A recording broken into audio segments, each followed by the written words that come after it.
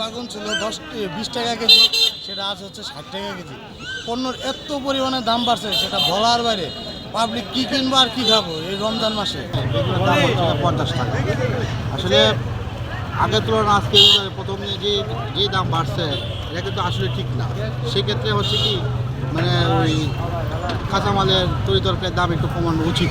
রমজানে বাজার করতে আসছি, কিন্তু বাজারে আগে লেবু ছিল 15 টাকা হালি, এখন লেবু আজকে রমজানের উপলক্ষে লেবু বাজার ছিল 60 টাকা হালি।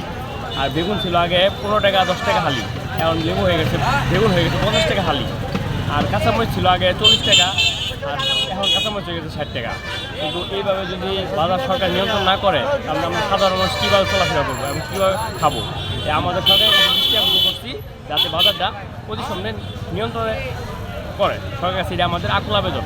রমজানের আগে যে নিত্য প্রয়োজনীয় যে দাম ছিল আর রমজান আসার পরে তার দাম দ্বিগুণ বেড়ে গেছে।